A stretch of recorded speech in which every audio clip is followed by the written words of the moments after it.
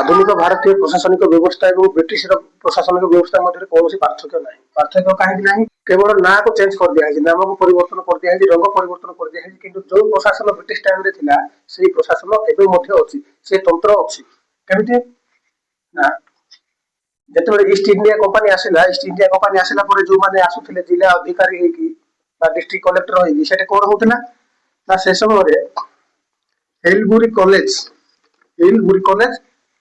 सेठर member को nominate करा जाउथला जे एई लोक को इंडिया रे कलेक्टर कर दिया जाउ डिस्ट्रिक्ट मजिस्ट्रेट कलेक्टर बा जिलापाल कर दिया जाउ आको नॉमिनेट हेकी आसुथिले नॉमिनेट हिसाब रे करा होतिला किंतु 1855 मसिया रे प्रथमे आईसीएस ताकुला हला कोउटी पाइला भारत रे प्रशासनिक अधिकारी नियुक्ति करिया पाइ आईसीएस इंडियन सिविल सर्विस एठी एग्जाम देबा को पडुथिला एग्जाम देला परे 2 वर्ष ट्रेनिंग नेउथिले ट्रेनिंग को उठी नेउथिले ना ऑक्सफोर्ड और कैम्ब्रिज जो यूनिवर्सिटी अछि से यूनिवर्सिटी रे ट्रेनिंग लिया होथिला ट्रेनिंग नेउथिले कते ना ट्रेनिंग नेउथिले 2 वर्ष देखो कंपेयर करिले जे गोटा परे गोटे 2 वर्ष कोन पढा जाउथिला ना इंडियन कल्चर लॉ लैंग्वेज आ प्रशासन केमिति एडमिनिस्ट्रेशन सिस्टम ए सब पढा जाउथिला कोठी ना ऑक्सफोर्ड आ कैम्ब्रिज रे एठी एपरे एटा होरी ब्रिटिश एडमिनिस्ट्रेशन एबे पढवा एबे देखो तो इंडियन एडमिनिस्ट्रेशन भारतीय प्रशासन व्यवस्था देखो बुझन भल रे बिल्कुल कीप करो तुमे UPSC union Public service commission British time रे थिला आईसीएस इंडिया रे वर्तमान अछि यूपीएससी आ राज्य पई PSC state public service commission एटा यूपीएससी एबे जदि जने डिस्ट्रिक्ट मजिस्ट्रेट हवा पई चाहूची कलेक्टर हवा पई चाहूची ताहले ताकू यूपीएससी एटा इंडिया रो यूपीएससी एग्जाम देबो यूपीएससी रे एग्जाम देबा को पड़े तो कोन होतला 1926 मसिया रे यूपीएससी जो रहिला यूपीएससी को 1926 मसिया रे ब्रिटिश टाइम रे ही Union Public Service Commission of India अछि वर्तमान सेटा 1926 मसिया रे ब्रिटिश माने स्थापना करथिले सेटा प्रकृत रे स्थापना हेतिला किंतु भारत सरकार स्वाधीन होला पर जो तारीख रखिसंती सेटा होची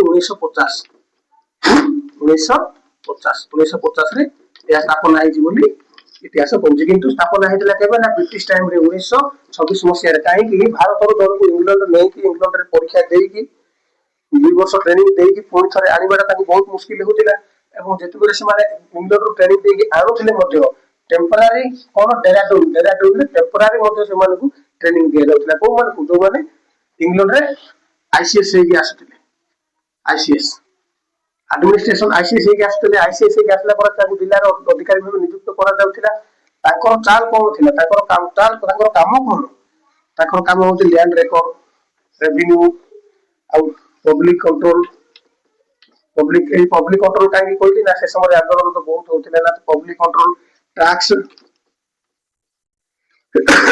वो सर्टिफिकेट टैक्स आउ सर्टिफिकेट ए जो जाति धर्म ए सब ए जो सर्टिफिकेट आगुर नथिला एबे सर्टिफिकेट एबे नो एटा ब्रिटिश टाइम रो आरंभ करा जे केमिति के दोची ब्रिटिश एडमिनिस्ट्रेशन को बुझिबा ना प्रथम के रहले ना डिस्ट्रिक्ट कलेक्टर ये होजंदी आईसीएस डेप्यूटी कलेक्टर ये मध्ये आईसीएस ए माने हले इंग्लैंड रो आईसीएस पास करथिबा अधिकारी माने ता तळु के रहले ता तळु रहले तहसीलदार आ पटवारी आ विलेज अकाउंटेंट ए माने जो रहिले ए माने को कोन केमिति अपॉइंट करा होतले ए माने को कलेक्टर डायरेक्ट अपॉइंट करथिले ए माने को पई कोनसी एग्जाम नथिला देबे 1926 मसिया पर्यंत 1926 मसिया पर्यंत ए माने को पई कोनसी एग्जाम देबा को पड़ेनी जो माने पाठ पढिथिले आईए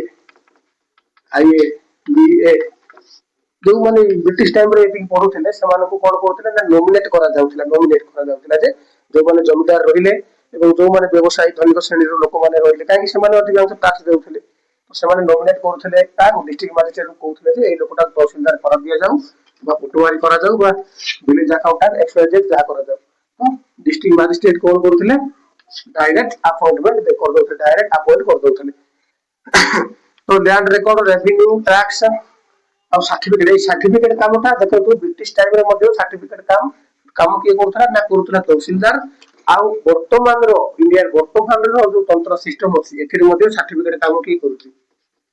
ତହସିଲଦାର କରୁଛି। ଫରକଟା କଣ ରହିଲା? କେବଳ ରଙ୍ଗ ମରା ହେଇଛି, କେବଳ ନା ଚେଞ୍ଜ କରିଦିଆ ହେଇଛି, କାମଟା ଯେମିତିକୁ ସେମିତି।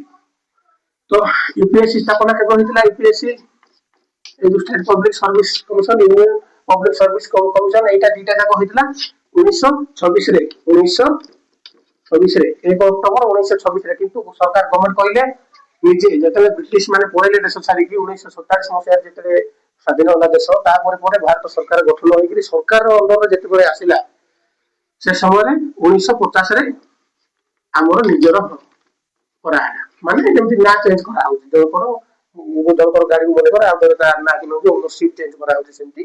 তো এই যে স্টেট পাবলিক সার্ভিস কমিশন না ইউনিয়ন পাবলিক সার্ভিস কমিশন এটা ব্রিটিশ টাইমে স্থাপনা হয়েছি 1926 মସିହାରେ। ଆଉ ଖାସ କରି ଓଡ଼ିଶା କଥା ଯଦି କହିବା ଓଡ଼ିଶାରେ ମଧ୍ୟ 1950 ମସିହାରେ ହେଇଛି। ଯୋଉ ସମୟରେ ୟୁପିଏସସି ହେଇଛି ସେଇ ସମୟରେ ମଧ୍ୟ ଆମର ଓଡ଼ିଶା ପବ୍ଲିକ ସର୍ଭିସ କମିଶନ ସ୍ଥାପନା କରାହେଇଛି। এটা সংবিধানের কেতেরে আছে না আর্টিকেল 315 আর্টিকেল 315 অনুচ্ছেদ 315 অনুসারে লেখা আছে যে পব্লিক সার্ভিস কমিশন নিশ্চিন্ত রহিবা দরকার। বর্তমান যে আইএএস অফিসর মানে রহুଛନ୍ତି কোটি ট্রেনিং নেউଛନ୍ତି না Lal Bahadur Shastri National Academy of Administration, Lal Bahadur Shastri National Academy of Administration. তো এইটা 1959 মସିହାରେ 1959 মସିହାରେ স্থাপনা କରାଯାଇଥିଲା। কিন্তু এই লাল Bahadur Shastri national এসবু নথিলা academy of administration ଥିଲା, ତାକୁ ପରେ ପରେ ଚେଞ୍ଜ କରାଯାଇଛି। এই লাল বাহাদুর শাস্ত্রী এটা 1972 ରେ ହେଇଛି, কিন্তু ଏହାର ସ୍ଥାପନା କରାଯାଇଥିଲା 1959 ରେ Lal Bahadur Shastri national administration academy এটা স্থাপনা କରାଯାଇଥିଲା। তো এইটা ରହିଲା আডমিনিস্ট্রেশন ଆଡମିନିଷ୍ଟ୍ରେସନ ର ଗୋଟିଏ ଢାଞ୍ଚା। ଏବେ ଆଉ ଯୋଉ କଣ ଅଛି ନା ଆଉ ଯୋଉ ପୋଲିସ ସିଷ୍ଟମ ଅଛି ଏବଂ ଲ ଆଣ୍ଡ ଅର୍ଡର ଅଛି ଏସବୁ ମଧ୍ୟ କଥା ଆଲୋଚନା କରିବା। ଜିଲ୍ଲାପାଳ ଆଉ ତହସିଲଦାର ମାନେ ଯୋଉ ରହିଲେ ସେମାନେ କେମିତି ଆସିଲେ କୋଉଠୁ ଆସିଲେ ଏଇଟା ତ ଜାଣିଲେ। ଏବେ କଣ ନା ଇଣ୍ଡିଆନ ପୋଲିସ ଆକ୍ଟ 1861 ମସିହା ପୂର୍ବରୁ ଭାରତରେ ପୋଲିସ ବ୍ୟବସ୍ଥା ହିଁ ନଥିଲା 1861। ତ ଏଇ ଯୋଉ ପୋଲିସ ବ୍ୟବସ୍ଥା ପୋଲିସ ତନ୍ତ୍ର ଯୋଉ ଅଣାଯାଇଛି ପୋଲିସ ସିଷ୍ଟମ ଯୋଉ ଅଣାଯାଇଛି ଭାରତରେ ଏଟା ବ୍ରିଟିଶ ମାନଙ୍କ ଦ୍ୱାରା ଅଣାଯାଇଛି। କେବେ ଅଣାହେଇଛି ନା 1861 ରେ ଅଣାହେଇଛି ଇଣ୍ଡିଆନ ପୋଲିସ ଆକ୍ଟ ଦ୍ୱାରା। ଇଣ୍ଡିଆନ ପୋଲିସ ଆକ୍ଟ ଦ୍ୱାରା ବର୍ତ୍ତମାନ କିଛି ଚେଞ୍ଜ କରାଯାଇଛି, ବହୁତ କମ ଚେଞ୍ଜ କରାଯାଇଛି, କିନ୍ତୁ ଯୋଉ ସିଷ୍ଟମ ଯେମିତିକୁ ସେମିତି ବିଲକୁଲ ସେମିତି ଏକା। ତ 1861 ଯୋଉ ବ୍ରିଟିଶ ଟାଇମରେ ପୋଲିସ ମାନଙ୍କର ଚିଫ କିଏ ଥିଲେ ନା IGP inspector general of police. ଏବେ ଡିଜିପି ଏଡିଜି ବହୁତ ଗୁଡେ ବାହାରିଗଲାଣି। ତ IGP inspector general of police, ତାଙ୍କ ତଳେ ଥିଲେ ଏସପି ସୁପରିଟେଣ୍ଡେଣ୍ଟ ଅଫ ପୋଲିସ, ତାଙ୍କ ତଳେ ଥିଲେ ডিএসপি বা এএসপি ডেপুটি সুপরিটেন্ডেন্ট যাହାକୁ କହିବା ବା ଆସିଷ୍ଟାଣ୍ଟ ସୁପରିଟେଣ୍ଡେଣ୍ଟ ଯାହାକୁ କହିବା। ତ ତା ତଳକୁ ରହିଲେ ଇନ୍ସପେକ୍ଟର, ତା ତଳକୁ ସବ ଇନ୍ସପେକ୍ଟର, ତା ତଳକୁ ହେଡ କନଷ୍ଟେବଲ ଏସବୁ ଯୋଉ ରହିଲେ ସିଷ୍ଟମ ଯେମିତିକୁ ସେମିତି ହିଁ ଅଛି, କେବଳ ନା ଚେଞ୍ଜ କରିଦିଆଯାଇଛି। କାହିଁକି ସେ ସମୟରେ ଯୋଉ ହାଇଏଷ୍ଟ ର୍ୟାଙ୍କର ଅଫିସର ମାନେ ଥିଲେ ଏଇ ଯୋଉ ଡିଏସପି ଲେଭେଲରୁ ଉପରକୁ ଧରି ନବା ଡିଏସପି ଏସପି ଆଇଜିପି ଏମାନେ ଯୋଉ ରହୁଥିଲେ ଏମାନେ ଆଇସିଏସ୍ ଦେବାକୁ ପଡୁଥିଲା। इंडियन सिविल सर्विस এটা ইংল্যান্ডରେ ହିଁ ହଉଥିଲା इंडियन सिविल सर्विस। ସେଠି ଯାଇକି ଟ୍ରେନିଂ ନେଉଥିଲେ ସେମାନେ, ଏକ୍ଜାମ ଦେଉଥିଲେ ଟ୍ରେନିଂ ନେଉଥିଲେ ଏବଂ ସେଠୁ ପାସ୍ ହେଲା ପରେ ଆସିକି ଚାକିରିରେ ଯୋଗଦାନ ଦେଉଥିଲେ। ଆଉ ଏଇ ଯୋଉ ଇନ୍ସପେକ୍ଟର ଆଉ କନଷ୍ଟେବଲ ଏସବୁ ଯୋଉ ରହିଲା ଏସବୁ 1926 ମସିହା ପର୍ଯ୍ୟନ୍ତ 1926